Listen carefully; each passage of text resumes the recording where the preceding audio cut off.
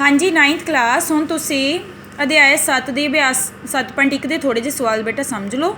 ਬਾਕੀ ਸਵਾਲ ਸਾਰੇ ਇਸੇ ਤਰ੍ਹਾਂ ਹੀ ਹੈ ਤੇ ਇਹ ਸਵਾਲ ਬੇਟਾ ਕਰਨ ਤੋਂ ਪਹਿਲੇ ਤੁਹਾਨੂੰ ਸਾਰੇ ਸਰਬੰਗ ਸਮਤਾ ਦੇ ਨਿਯਮ ਯਾਦ ਹੋਣੇ ਚਾਹੀਦੇ ਹਨ, ਤਾਂ ਹੀ ਤੁਸੀਂ ਇਹ ਸਵਾਲ ਹੱਲ ਕਰ ਪਾਓਗੇ। ਪਹਿਲੇ ਸਵਾਲ 'ਚ ਦੇਖੋ ਬੇਟਾ ਕੀ ਦਿੱਤਾ ਹੋਇਆ ਸੀ, ਇੱਕ ਚਤੁਰਭੁਜ ਦਿੱਤਾ ਹੋਇਆ ABCD ਤੇ ਆਪਾਂ ਨੂੰ ਦਿੱਤਾ ਹੋਇਆ AC ਤੇ AD ਬਰਾਬਰ ਹੈ। ਇਹ ਦੋ ਭੁਜਾਵਾਂ ਬਰਾਬਰ ਦਿੱਤੀ ਹੋਈਆਂ ਤੇ ਬਰਾਬਰ ਹੋਣ ਕਰਕੇ ਇਹਨਾਂ ਤੇ ਇੱਕ ਇੱਕ ਲਾਈਨ ਪਾਈ ਹੈ क्योंकि ये बराबर है, बस नोटेशन ਲਈ। ਤੇ ਫਿਰ ਆਪਾਂ ਨੂੰ ਕਿਹਾ ਕਿ AB ਕੋਣ A ਨੂੰ ਸਮਦੂ ਭਾਜਿਤ ਕਰਦੀ ਹੈ। ਸਮਦੂ ਭਾਜਿਤ ਦਾ ਮਤਲਬ ਦੇਖੋ AB ਜੇ ਕੋਣ A ਨੂੰ ਸਮਦੂ ਭਾਜਿਤ, ਸਮ ਮਤਲਬ ਬਰਾਬਰ, ਦੂ ਮਤਲਬ ਦੋ, ਭਾਜਿਤ ਮਤਲਬ ਵੰਡਦੀ ਹੈ, ਦੋ ਬਰਾਬਰ ਭਾਗਾਂ 'ਚ ਵੰਡਦੀ ਹੈ। ਕੋਣ A ਦੇ ਦੋ ਬਰਾਬਰ ਭਾਗ ਕਿਵੇਂ ਹੋ ਗਏ, ਇੱਕ ਤਾਂ AB ਤੋਂ ਉੱਪਰ ਇਹ ਵਾਲਾ ਕੋਣ, ਦੂਜਾ AB ਤੋਂ ਹੇਠਾਂ ਇਹ ਵਾਲਾ ਕੋਣ। ਇਸ ਕੋਣ ਦਾ ਬੇਟਾ ਕੀ ਨਾਮ ਹੈ, ਦੇਖੋ ਸੈਂਟਰ 'ਚ ਇਹ ਹੀ ਬੋਲਣਾ ਕਿਉਂਕਿ A ਤੇ ਬਣ ਰਹੇ ਹੈ। ਇਸ ਦਾ ਨਾਮ ਹੈ CAB ਤੇ ਇਸ ਕੋਣ ਦਾ ਨਾਮ ਦੇਖੋ ਕੀ ਹੈ DAB। ਇਹ ਕੋਣ ਆਪਾਂ ਨੂੰ ਬਰਾਬਰ ਦਿੱਤੇ ਹੈ ਤੇ ਆਪਾਂ ਨੂੰ ਦੋਨੋਂ ਤ੍ਰਿਭੁਜਾਂ ਨੂੰ ਸਰਬੰਗ ਸਮ ਕਰਨਾ ਹੈ। ਹੁਣ ਤੁਸੀਂ ਧਿਆਨ ਦਿਓ, ਦੋ ਚੀਜ਼ਾਂ ਤਾਂ ਬਰਾਬਰ ਦਿੱਤੀਆਂ ਹੋਈਆਂ, ਤੀਜੀ ਤੁਸੀਂ ਆਪਣੇ ਆਪ ਦੇਖਣੀ ਹੈ ਵੀ ਕਿਹੜੀ ਹੈ ਬਰਾਬਰ। ਪਹਿਲੇ ਤਾਂ ਦੇਖ ਲਓ ਹਰ ਇੱਕ ਸਵਾਲ 'ਚ ਪਹਿਲੇ ਤੁਸੀਂ ਲਿਖਣਾ ਦਿੱਤਾ ਹੈ, ਜੋ ਵੀ ਸਾਨੂੰ ਦਿੱਤਾ ਆਪਾਂ ਨੇ ਲਿਖ ਦਿਆ ਇਸ 'ਚੋਂ, ਠੀਕ ਹੈ। ਚਤੁਰਭੁਜਾ ਜਿਸ ਵਿੱਚ AC ਤੇ AD ਬਰਾਬਰ ਹੈ ਜਾਂ AB ਕੋਣ A ਨੂੰ ਸਮਦੂ ਭਾਜਿਤ ਕਰਦੀ ਹੈ। ਉਸ ਤੋਂ ਬਾਅਦ ਦੇਖੋ ਸਬੂਤ 'ਚ ਤੁਸੀਂ ਕੀ ਲਿਖਣਾ ਹੈ, ਹਰ ਇੱਕ ਸਵਾਲ 'ਚ ਦੋਨੋਂ ਤ੍ਰਿਭੁਜਾਂ ਦੇ ਨਾਮ ਜਿਹੜੇ ਸਰਬੰਗ ਸਮ ਕਰਨੇ ਹੈ। ਤ੍ਰਿਭੁਜ ABC ਅਤੇ ਤ੍ਰਿਭੁਜ ABD ਵਿੱਚ ਸਾਰੇ ਸਵਾਲਾਂ 'ਚ ਲਾਈਨ ਹੋਣੀ ਚਾਹੀਦੀ ਹੈ, ਠੀਕ ਹੈ ਜੀ। ਦੇਖੋ ਜੋ ਜੋ ਬਰਾਬਰ ਦਿੱਤਾ ਹੈ ਪਹਿਲੇ ਤਾਂ ਉਹ ਲਿਖ ਲਓ। ਆਪਾਂ ਨੂੰ ਕੀ ਦਿੱਤਾ ਹੋਇਆ ਬੇਟਾ, AC ਤੇ AD ਆ ਭੁਜਾਵਾਂ ਬਰਾਬਰ ਦਿੱਤੀ ਹੋਈ ਹੈ, ਠੀਕ ਹੈ ਜੀ। ਆ ਪਹਿਲੀ ਚੀਜ਼ ਤਾਂ ਇਹ ਹੋਗੀ, ਇਹ 'ਚ ਤੁਸੀਂ ਪਿੱਛੇ ਲਿਖਣਾ ਹੈ ਦਿੱਤਾ ਹੈ, ਠੀਕ ਹੈ ਜੀ। ਇਹ ਦਿੱਤਾ ਹੋਇਆ ਹੈ। ਫਿਰ ਆਪਾਂ ਨੂੰ ਦੋ ਕੋਣ ਬਰਾਬਰ ਦਿੱਤੇ ਹੋਏ ਆ, ਮੈਂ ਹੁਣੇ ਦੱਸਿਆ CAB ਤੇ DAB। ਕਾਰਨ ਬ੍ਰੈਕਟ 'ਚ ਲਿਖਣਾ ਹੈ ਕਿਉਂਕਿ AB ਕੋਣ A ਨੂੰ ਸਮਦੂ ਭਾਜਿਤ ਕਰਦੀ ਹੈ। ਤੀਜੀ ਚੀਜ਼ ਆਪਾਂ ਨੇ ਆਪੇ ਦੇਖਣੀ ਸੀ, ਦਿੱਤੀ ਨਹੀਂ ਹੋਈ ਸੀ। ਤੁਸੀਂ ਦੇਖੋ ਜਿਹੜੀ ਇਹ ਹੈ ਨਾ ਭੁਜਾ AB, ਇਹ ਇਸ 'ਚ ਵੀ ਆ ਰਹੀ ਹੈ ABC 'ਚ, ਇਹ ABD 'ਚ ਵੀ ਆ ਰਹੀ ਹੈ, ਦੋਨਾਂ 'ਚ ਆ ਰਹੀ ਹੈ ਨਾ। ਇਟ ਮੀਨਸ ਇਹ ਸਾਂਝੀ ਹੈ, ਜਿਹੜੀ ਸਾਂਝੀ ਚੀਜ਼ ਹੈ ਉਹ ਤੋਂ ਬਰਾਬਰ ਹੁੰਦੀ ਹੈ, ਠੀਕ ਹੈ ਜੀ। ਇਸ ਕਰਕੇ AB ਇਸ ਦੀ AB ਤੇ AB ਤੇ AB ਬਰਾਬਰ ਹੈ ਕਿਉਂਕਿ ਦੋਨੋਂ ਹੈ ਤਾਂ ਇੱਕੋ ਹੀ, ਇਹ ਕੀ ਹੈ ਸਾਂਝੀ ਭੁਜਾ ਹੈ। ਇਸ ਕਰਕੇ ਸਾਡੇ ਕੋਲ ਤਿੰਨ ਚੀਜ਼ਾਂ ਬਰਾਬਰ ਹੋ ਗਈਆਂ, ਠੀਕ ਹੈ ਜੀ। ਆ ਕੀ ਹੋਈ, ਇੱਕ ਭੁਜਾ S, ਭੁਜਾ ਦਾ ਆਪਾਂ ਸਾਈਡ ਦਾ S ਲਗਾਉਂਦੇ ਹਾਂ, ਇਹ ਹੋ ਗਿਆ ਕੋਣ, ਕੋਣ ਦਾ ਆਪਾਂ ਐਂਗਲ, ਇਹ ਫੇਰ ਭੁਜਾ ਹੋ ਗਈ, ਭੁਜਾ ਦਾ ਫੇਰ ਸਾਈਡ, SAS ਦੋਨੋਂ ਤ੍ਰਿਭੁਜਾਂ ਹੋ ਗਈ ਸਰਬੰਗ ਸਮ। ਸਰਬੰਗ ਸਮ ਦਾ ਨਿਸ਼ਾਨ ਮੈਂ ਦੱਸਿਆ ਬਰਾਬਰ ਪਾ ਕੇ ਪੁੱਠਾ S, ਕਿਹੜੇ ਨਿਯਮ ਤੋਂ, SAS ਨਿਯਮ ਤੋਂ। ਜੇ ਇਹ ਸਰਬੰਗ ਸਮ ਹੋ ਜਾਂਦੀਆਂ ਬੇਟਾ ਤੇ ਇਹਨਾਂ ਦੇ ਸਾਰੀ ਭੁਜਾਵਾਂ ਸਾਰੇ ਕੋਣ ਬਰਾਬਰ ਹੁੰਦੇ ਹੈ। ਤੇ ਸਾਨੂੰ ਤਾਂ BC ਤੇ BD ਬਾਰੇ ਪੁੱਛਿਆ ਸੀ ਤੇ ਆਪਾਂ ਕਹਿ ਦਾਂਗੇ BC ਤੇ BD ਬਰਾਬਰ ਹੈ। ਕਿਉਂ, ਕਿਉਂਕਿ ਇਹ ਸਰਬੰਗ ਸਮ ਤ੍ਰਿਭੁਜਾਂ ਦੇ ਸੰਗਤ ਭਾਗ, ਸੰਗਤ ਮਤਲਬ ਉਸੇ ਵਰਗਾ, ਜਿਵੇਂ BC ਇਸ ਸਾਈਡ ਨੂੰ ਜਾ ਰਹੀ ਸੀ ਨਾ, BC ਤੇ BD ਕੀ ਹੋ ਗਈ ਬਰਾਬਰ। ਇਸ 'ਚ ਤੁਸੀਂ ਸ਼ਾਰਟਕਟ 'ਚ ਇੰਗਲਿਸ਼ 'ਚ CPCT ਵੀ ਲਿਖ ਸਕਦੇ ਹੋ, ਠੀਕ ਹੈ ਬੇਟਾ। CPCT ਦਾ ਮਤਲਬ ਇਹ ਹੁੰਦਾ ਸਰਬੰਗ ਸਮ ਤ੍ਰਿਭੁਜਾਂ ਦੇ ਸੰਗਤ ਭਾਗ।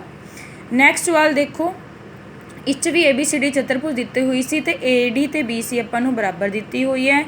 ਇੱਕ ਇਹ ਵਾਲਾ ਕੋਣ ਬਰਾਬਰ ਦਿੱਤਾ ਹੈ DAB ਤੇ ਇੱਕ ਇਹ ਵਾਲਾ CBA। ਤੇ ਆਪਾਂ ਨੂੰ ਕਿਹੜੀਆਂ ਤ੍ਰਿਭੁਜਾਂ ਸਰਬੰਗ ਸਮ ਕਰਨੀਆਂ, ABD ਅੱਜ 'ਚ ਮੈਂ ਸ਼ੇਡ ਕੀਤੀ ਹੈ ਬੇਟਾ, ਤੇ BAC ਇਹ ਵਾਲੀ BAC, ਠੀਕ ਹੈ ਜੀ। ਹੁਣ ਇਸ 'ਚ ਵੀ ਬੇਟਾ ਦੇਖੋ ਦੋ ਚੀਜ਼ਾਂ ਹਰ ਇੱਕ ਸਵਾਲ 'ਚ ਦਿੱਤੀਆਂ ਹੋਣਗੀ, ਤੀਜੀ ਤੁਸੀਂ ਆਪ ਆਪਣੇ ਦਿਮਾਗ ਨਾਲ ਸੋਚਣੀ ਹੈ, ਤੁਹਾਡਾ ਕੰਮ ਤੀਜੀ ਚੀਜ਼ ਬਾਰੇ ਸੋਚਣਾ। ਹੁਣ ਤੁਸੀਂ ਦੇਖੋ ਇੱਕ ਇਹ ਭੁਜਾ ਬਰਾਬਰ ਦਿੱਤੀ ਹੈ, ਇੱਕ ਚੀਜ਼ ਇਹ ਹੋ ਗਈ, ਦੂਜੀ ਆਪਾਂ ਨੂੰ ਕੋਣ ਬਰਾਬਰ ਦਿੱਤੇ ਹੈ, ਤੀਜੀ ਖੁਦ ਦੇਖੋ ਇਹਨਾਂ ਦੋਨੋਂ ਤ੍ਰਿਭੁਜਾਂ 'ਚ ਕੀ ਆ ਰਹੀ ਹੈ ਤੇ ਦੋਨਾਂ 'ਚ ਸਾਂਝੀ। ਆ ਦੇਖੋ AB, ਕਈ ਵਾਰ ਕੋਣ ਵੀ ਸਾਂਝਾ ਹੋ ਸਕਦਾ, ਕਈ ਵਾਰ ਭੁਜਾ ਵੀ, ਇੱਥੇ AB ਸਾਂਝੀ ਭੁਜਾ ਹੈ, ਠੀਕ ਹੈ ਜੀ। ਸਾਨੂੰ ਤਿੰਨ ਚੀਜ਼ਾਂ ਲੱਭ ਗਈਆਂ। ਦੇਖੋ ਇਹੀ ਸਾਰੇ ਸਵਾਲਾਂ 'ਚ ਪਹਿਲੇ ਤਾਂ ਇਹੀ ਲਿਖਣਾ, ਤ੍ਰਿਭੁਜ ABD ਅਤੇ ਤ੍ਰਿਭੁਜ ABC ਵਿੱਚ AD ਤੇ BC ਬਰਾਬਰ ਆਪਾਂ ਨੂੰ ਦਿੱਤਾ ਹੋਇਆ ਸੀ, ਇਹ ਕੋਣ ਵੀ ਬਰਾਬਰ ਦਿੱਤੇ ਹੈ, ਇਹ ਵੀ ਦਿੱਤਾ ਹੈ। AB ਤੇ AB ਇਹ ਕਿਹੜੀ ਹੈ ਬੇਟਾ, ਸਾਂਝੀ ਭੁਜਾ, ਸਾਂਝੀ ਭੁਜਾ ਲਿਖਣਾ ਇੱਥੇ, ਠੀਕ ਹੈ। ਇਸ ਲਈ ਦੋਨੋਂ ਤ੍ਰਿਭੁਜਾਂ ਕੀ ਹੋਗੀ ਸਰਬੰਗ ਸਮ, ਕਿਹੜੇ ਨਿਯਮ ਤੋਂ, S ਇਹ ਸਾਈਡ ਹੈ, ਠੀਕ ਹੈ ਜੀ। ਭੁਜਾ ਹੈ, ਭੁਜਾ ਦਾ ਹੋ ਗਿਆ ਸਾਈਡ, ਇਹ ਐਂਗਲ ਸਾਈਡ, SAS ਨਿਯਮ ਤੋਂ।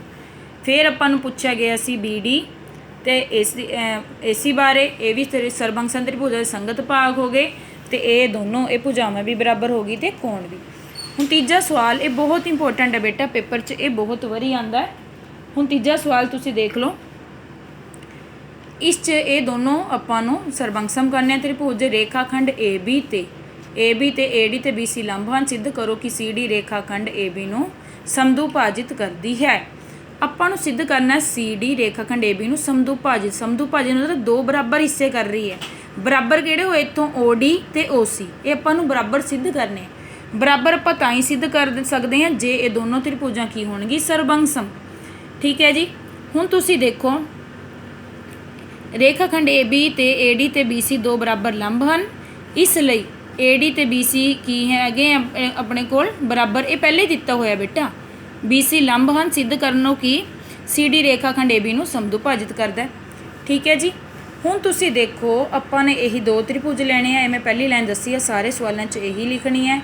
ਤ੍ਰਿਭੁਜ AOD ਅਤੇ BOC ਵਿੱਚ ਦੇਖੋ ਇੱਕ ਚੀਜ਼ ਤੁਹਾਨੂੰ ਜਿਹੜੀ ਆਪਣੇ ਆਪ ਇਹ 'ਚ ਕੋਈ ਸਾਂਝਾ ਨਹੀਂ ਸੀ। ਪਹਿਲੇ ਦੇਖੋ ਇਹ ਤ੍ਰਿਭੁਜ ਵੱਖਰੀ ਬਣੀ ਹੋਈ ਹੈ, ਵੱਖਰੀ, ਸਾਂਝਾ ਕੁਝ ਨਹੀਂ ਹੈ।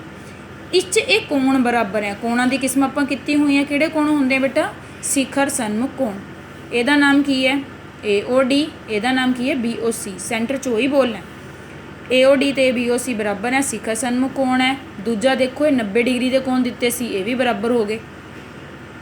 ਠੀਕ ਹੈ ਜੀ। ਕੋਣ OAD ਬਰਾਬਰ ਕੋਣ OBC, ਹਰੇਕ 90 ਡਿਗਰੀ। ਤੇ AD ਤੇ BC ਇਹ ਵੀ ਦਿੱਤੀ ਹੋਈ ਸੀ ਬਰਾਬਰ। ਤਿੰਨ ਚੀਜ਼ਾਂ ਬਰਾਬਰ ਹੋ ਗਈ ਤੇ ਦੋਨੋਂ ਤ੍ਰਿਭੁਜਾਂ ਕੀ ਹੋ ਗਈ, ਸਰਬੰਸਮ। ਪਰ ਨਿਯਮ ਵਿੱਚ ਕਿਹੜਾ ਹੋਇਆ, ਇਹ ਐਂਗਲ ਹੈ, ਇਹ ਵੀ ਐਂਗਲ ਹੈ, ਸਾਈਡ ਹੈ, ਤਾਂ ASA ਨਿਯਮ ਹੋਇਆ। ਠੀਕ ਹੈ ਜੀ। ਫਿਰ ਕਿਉਂਕਿ ਇਹ ਸਰਬੰਸਮ ਹੈ, ਸਾਰੇ ਭਾਗ ਇਹਨਾਂ ਦੇ ਬਰਾਬਰ ਹੋ ਗਏ।